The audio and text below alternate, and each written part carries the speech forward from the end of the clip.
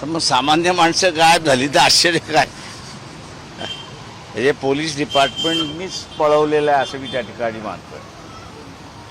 त्याला इतर कोणीच पळवलेलं नाही, तर पोलीस डिपार्टमेंटनीच पळवलेलं आहे आणि कोकाटेनं असताना पोलिसांनीच लपवलेलं आहे आणि ते मुख्यमंत्र्यांच्या सांगण्यावरनं लपवलेलं आहे अशी परिस्थिती आहे. त्याच्यामुळे असणारं हे सरकार कोर्टालाही मानत नाही, न्यायही मानत नाही अशी असणारी परिस्थिती आहे.